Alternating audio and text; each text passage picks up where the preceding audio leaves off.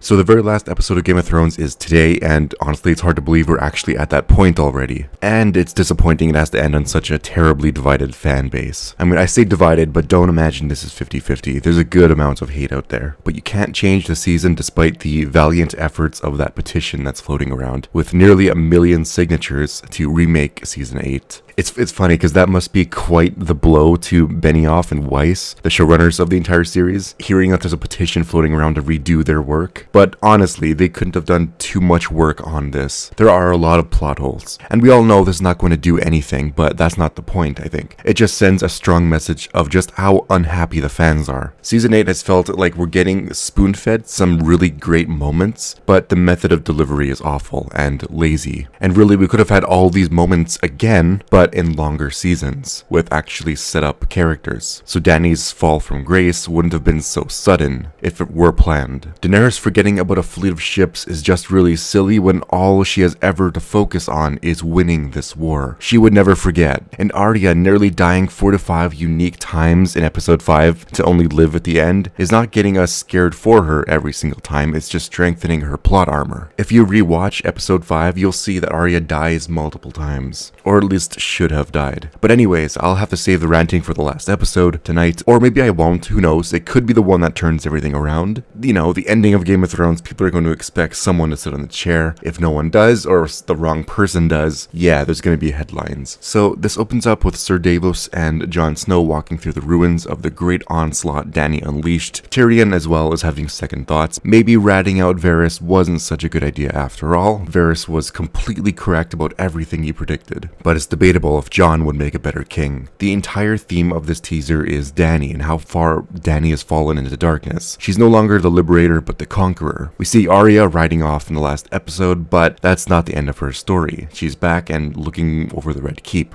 Same as Tyrion. Arya, I believe, still has green eyes to shut. That could mean Daenerys. Arya would have lots of motivation, as last episode we focused on her trying to save people of King's Landing, but failing continuously in the end. But I think it's just a fake out. I don't think Arya will do it. If Dany has to die, it's going to be someone else. Dany is clearly going to die since we still have one more episode of Game of Thrones. If we were going to get a happy ending, it would have happened last episode. The Unsullied we see here have multiplied like rabbits since the long night, and they are arguably more here than were outside Castle Winterfell, but I guess that's fine. Maybe they're fighting on the other side of the castle that we couldn't see. And Dany is just walking out of the Red Keep. A big moment is when Dany's gonna sit on the Iron Throne. It's what we've all been waiting to see, and I'm sure we'll get that scene in this episode. At least we should get someone sitting on the Iron Throne, assuming Dany doesn't destroy it. The throne wasn't destroyed in the carnage last episode, so in this scene, she most likely hasn't gotten to that room yet, or this is near the end of the episode. She's about to give a speech to her armies and the people of King's Landing, really all of Westeros at this point, on how they've been liberated. Things will be better with her in charge than Cersei. No doubt a part of her freshly found madness will spill through her speech and worry Tyrion and Jon. Because if you think about it, there are no more plot lines anymore. This episode is a goodbye to the series, but don't expect like a 30-minute long ending like Lord of the Rings had. I wholly expect to get like 10 minutes of everyone leaving King's Landing and parting ways after Dany's death, because the only villain remaining is Dany, and Jon still has a claim to the Iron Throne. Tyrion is going to want Jon on the throne at this point, so after Jon's convinced Dany is just like her father, he'll likely have to do the deed in the throne room, because there's no other appropriate place to kill Dany. Her entire arc has been to get that throne, and now she's not even recognizable as the Dany we know, now that she has it. But that's about it for this video. The last episode is tonight, so I'm going to be doing a review of that, and maybe some other videos to try understand how this went down, because I'm sure it's going to happen in a very unexpected way. A lot of people are drawing conclusions to Rian Johnson. It's not as bad as him for Last Jedi, I would say. It's just similar in some respects. Like, just remember that in the books, all of our favorite storylines will get properly fleshed out, and we don't have to worry about silly in-the-moment decisions like with Arya killing the Night King. And the Game of Thrones spin-off that has them focusing on the Long Night that happens hundreds to thousands of years ago is something to be excited about, assuming, of course, it's not going to be written by D&D, because I don't trust them anymore, basically. But remember to drop a like and subscribe, and